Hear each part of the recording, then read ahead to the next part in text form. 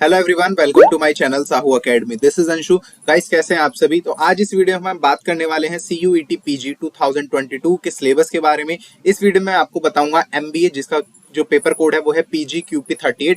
इसका क्या पूरा सिलेबस रहने वाला है, क्या पैटर्न रहने वाला है, ये सारी चीजें हम डिटेल से पूरा डिस्कस करने वाले हैं। Subject wise and topic wise पूरा अच्छे से हम डिस्कस करेंगे। अगर आप मेरे चैनल पर अभी नए हैं तो चैनल को सब्सक्राइब कर लीजिए, बेल आइकन को प्रेस कर लीजिए ताकि आपको सभी वीडियोस का नोटिफिकेशन सबसे पहले टाइम पर मिल जाए। तो चलिए आज की जो हमारी वीडियो है उसे शुरू करते हैं। मैंने आज लास्ट वीडियोस बनाई थी, कुछ सीरीज जो मैंने CUET की शुरू करी थी, उसमें आपको CUET PG की सभी इन्फॉर्मेशन मैंने आपको बता दी थी। जो इन्फॉर्मेशन बुलेटिन में रेलिवेंट इन्फॉर्मेशन है वो सभी इस एक वीडियो में मैं डिस्कस कर चुका हूं। उस वीडियो का लिंक आपको डिस्क्रिप्शन बॉक्स में मिल जाएगा, वहां से जाके उस वीडियो को देख के सारी चीजें अच्छे से समझ सकते हैं। इस वीडियो में आज हम MBA के सिलेबस के बारे में बात करेंगे कि अगर आप PG कोर्स MBA अडॉप्ट करना चाहते हैं, MBA का एग्जाम देना है आपको CUET PG से, तो आपको क्या क्या सब्जेक्ट्स जो है वो पढ़ने पड़ेंगे, उनमें क्या क्या टॉपिक्स है। तो वो ऑफिशियल जो सिलेबस है वो वेबसाइट पर अपलोड हो चुका है। अपडेटेड सिलेबस जो है वेबसाइट पर आ चुका है, तो वहीं से मैंने इसको डाउनलोड करके आज आपके लिए लेके आया हूं। तो चलिए चलते हैं आगे, इसका पैटर्न वगैरह हम सब कुछ देखेंगे। चलिए, तो सबसे पहले देखिए मार्किंग स्कीम क्या है, ये भी इंफॉर्मेशन बुलेटिन में मैंने आपको लास्ट वीडियो में भी बताई थी। जो क्वेश्चन पेपर होगा उसमें टोटल 100 क्वेश्चन होंगे। एंड ये जो पेपर है वो आपका कंप्यूटर बेस्ड पेपर होगा, ऑनलाइन पेपर होगा, ऑफलाइन ये पेपर नहीं होगा, आपको कंप्यूटर पर पेपर देना होगा।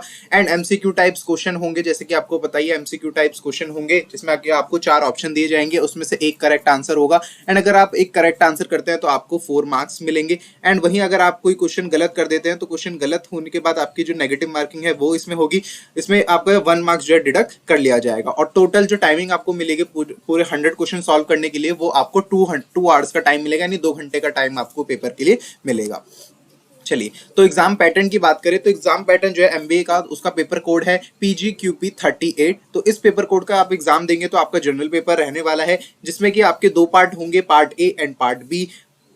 इसमें देख सकते हैं आप, तो जो क्वेश्चंस की बात करें तो क्वेश्चंस इन सब्जेक्ट्स में से आएंगे, जैसे कि लैंग्वेज कॉम्प्रिहेंशन हो गया, verbal ability, numerical quantitative ability या data interpretation and logical reasoning. तो ये हमारे सब्जेक्ट्स होने वाले हैं। सो गाइस, जो पार्ट 1 एंड पार्ट B है, उसमें पार्ट 1 में आपको चॉइस मिलती है कि आप इंग्लिश लैंग्वेज चूज कर सकते हैं या हिंदी लैंग्वेज चूज कर सकते हैं। तो आप लैंग्वेज कॉम्प्रिहेंशन का मतलब यही है, या तो आप इंग्लिश चूज करेंगे तो आपका इंग्लिश का एग्जाम होगा, और वहीं अगर आप हिंदी लेते हैं तो आपका हिंदी का एग्जाम होगा।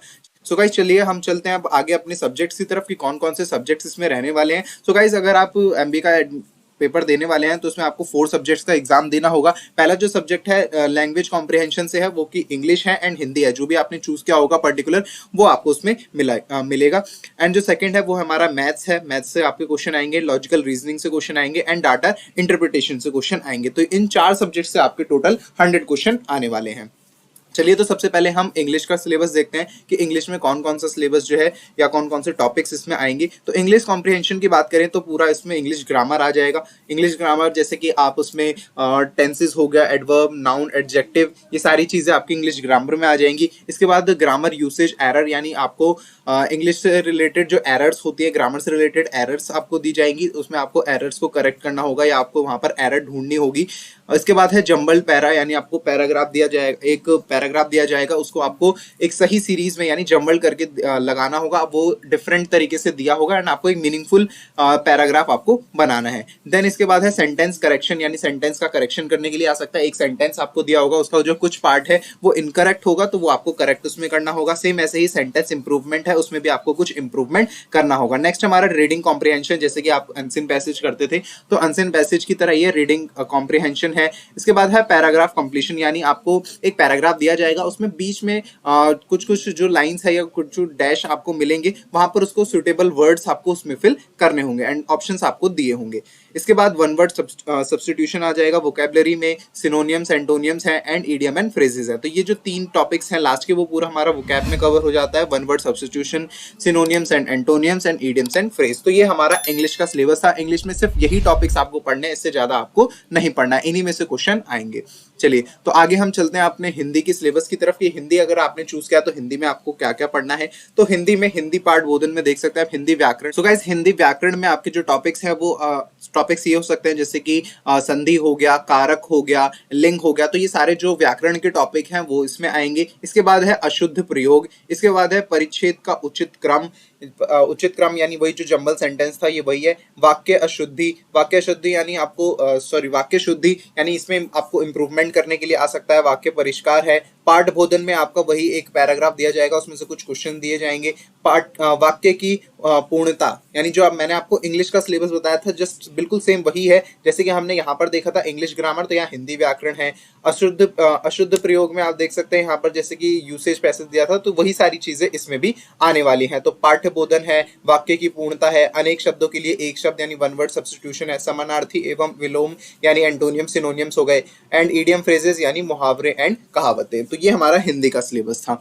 चलिए नेक्स्ट चलते हैं हम हमारे मैथ्स के सिलेबस की तरफ। तो जो मैथ्स का हमारा सिलेबस है वो काफी बड़ा सिलेबस है। तो मैथ्स में अगर हम बात करें तो सबसे पहले पार्टनरशिप से क्वेश्चन आएगा, simple interest and compound interest, profit and loss, percentage, pipes and systems and time speed distance, problems on train, ये जो ट्रेन वाला है ये बेसिकली टाइम स्पीड डिस्टेंस से ही आ जाता है। Work and wages, time and work, averages, alligation mixture, probability, permutation combination, geometry, volume, surface area, algebra.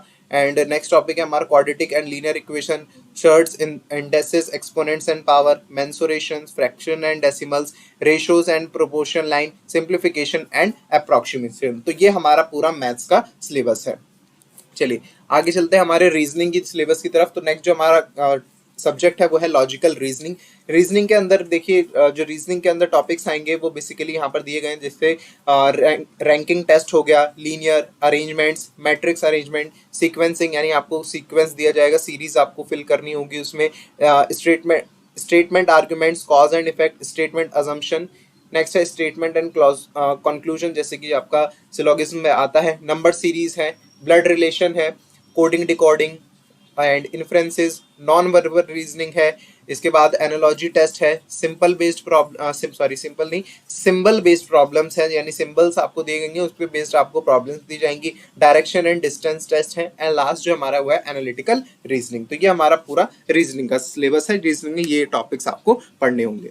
चलिए आगे चलते हैं हमारे लास्ट सब्जेक्ट की तरफ जो है डीआई, डाटा इंटरप्रिटेशन। तो डाटा इंटरप्रिटेशन के अंदर आपको एक डाटा दिया जाएगा, एक चार्ट बना के दिया जाएगा, उसके अकॉर्डिंग ही आपको उसमें से क्वेश्चंस दिए जाएंगे। तो इसमें आ सकता है आपका पाई चार्ट है, लाइन चार्ट है, बार चार्ट है, टेबुलर चार्ट है, मिक्स्ड ग्राफ आपको दिया जा सकता है, डाटा सफिशिएंसी है, ग्राफ नंबर सिस्टम, टेबुलेशन यानी आपको एक टेबल दे दी जाएगी एंड उससे क्वेश्चंस आ सकते हैं। उसके बाद है सेट्स एंड वेन डायग्राम यानी सेट्स जो आपने क्लास 11th में मैथ्स में पढ़ी होगी, एंड वेन डायग्राम से आपको उसको क्वेश्चन को सॉल्व करना होगा। तो ये हमारा सिलेबस था डाटा इंटरप्रिटेशन का।